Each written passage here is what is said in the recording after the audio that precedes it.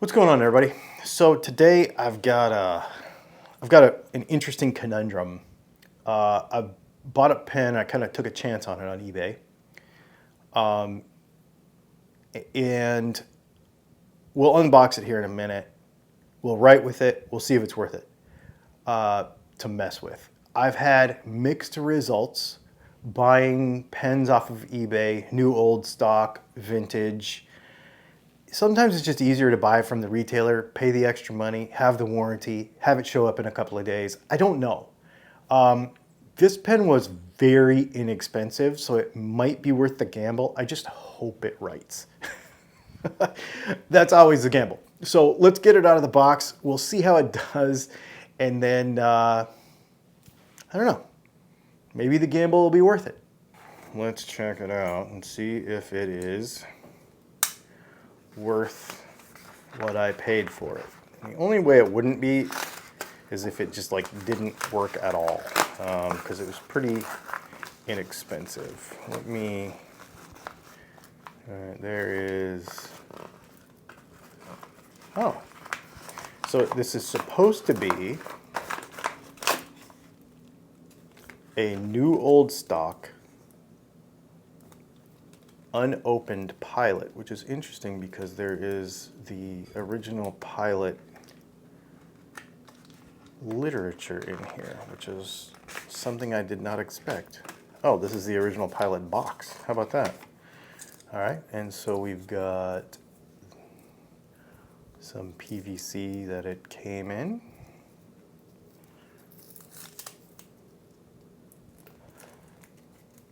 Huh, so the Pilot box is all folded up. That's weird. Maybe it is new old stock. Oh, here we go. Cool.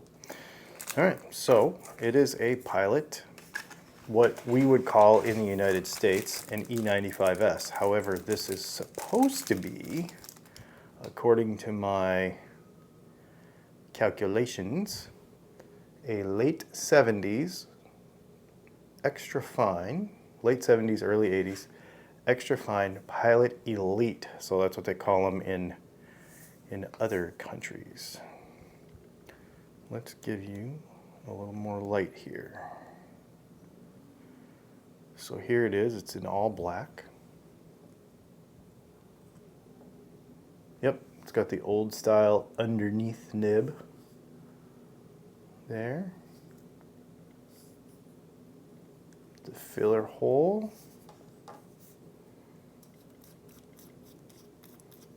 And it's got the Pilot Con 40 converter. Cool. Neato, man. Sounds awesome. Well, I'll tell you what. Let me get some ink in this thing. And I'll grab a couple of my other Pilot pens and we'll see what this thing is like. All right, let's see what happens. Well, it doesn't write. Oh, here we go. So this is obviously the first couple strokes with the pen. This is a Pilot. Technically it's an Elite, but it's actually what we would know as an E95S. Maybe the nib needs a little bit of work, I guess. I put Konpeki in it, Pilot Iroshizuku Konpeki. Geez, why can I never write on video?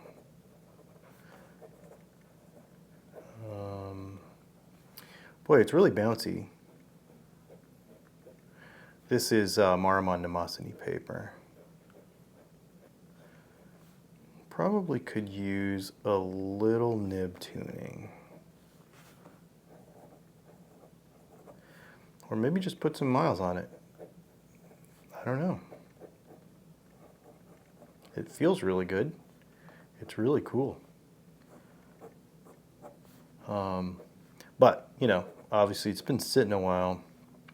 I wonder if I should just hit it with some micro mesh. Maybe there's some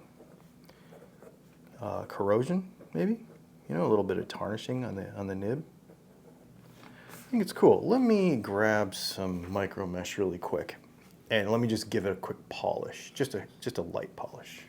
Okay, so we are back with the late 70s Pilot Elite. You can see that I have blue Conpecky ink all over my fingers because it has taken me a while to get this little dude right. That being said, I think it is super cool. And it writes super awesome. So here's why I think this pen was so cheap with the extra fine nib. The reason I think it was so cheap is because the nib had a little funky kink in it that I had to straighten out, and it had a lot of baby's bottom.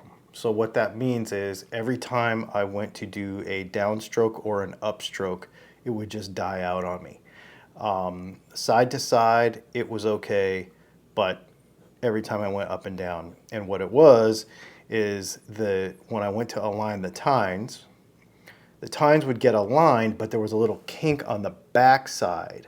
So basically, I think the reason this pen never really sold is the reason it was new old stock, is probably because it was just not a great nib, or maybe it was damaged, I'm not sure. So it took me about an hour and some inky fingers to get it writing correctly, and now it is like killer. It writes awesome. I've been writing with it in my journal. It took me a few minutes to get it right, like I said. And I went ahead and wrote with it a little bit before we came back on camera with it, because I wanted to make sure that it was right. One of the other things I'm going to do after we take the stills, because I usually take stills and stuff for these videos and the B-roll after I shoot them, is I'm going to take the sticker off. I know a lot of people leave the sticker on their Pilot pens, but I don't want to on this pen, because this is supposed to post all the way up, and that sticker makes it too tight to where it can't. So I'm going to take that off. But there you go. Let me show you a couple of my other Pilot pens that I have. One is the Pilot Falcon. So this is the Pilot Falcon with the soft fine nib. So this is a pretty interesting kind of squishy nib. It's kind of fun. So that's a pretty cool pen. I'll leave a link to that one in the description. Everybody needs to have one of these. This is a really cool pen. And then I also have a Custom 74. This Custom 74 actually is one that I bought overseas as well, and it was the same thing. I bought this one overseas, and the nib wasn't awesome, and I sent it off to Gina Salarino and had her tune it for me. So, sometimes I'll leave a link, like for example, to all three of these pens at Atlas Stationers or at Smriti Pens or whoever carries these particular models. And I will just go ahead and say, you should just pay the little extra money and buy them from an American retailer. And this is why I don't take a lot of chances with, so I'll tell you right now, the reason I took the chance on this Pilot Elite is because it was $30. And I figured if it was a dud for some reason, that 30 bucks wasn't a big loss, right? They're about, what are they, about $150, $170 to buy one, at any of the major retailers like Atlas Pens. I think if you use our link, you get 20% or 10% off, but I don't know if that applies to Pilot or not. I'm not sure. You can check it out. This is a really cool pen. I love it. I will write with it all the time now that I have it tuned. But to take the chance on buying this stuff, first of all, vintage pens in general, there's a lot of messing around. Now, it took me an hour to get it right, so maybe it was worth it. Is it worth it to you to learn all this stuff and mess around with it? I don't know. This pen, I bought this very early in my fountain pen journey, this Custom 74. I bought this from Japan. The nib wasn't awesome. I sent it off to Gina Salarino. I had to wait 10 weeks to get it done, and it cost me like $50 by the time I shipped it there and back and stuff.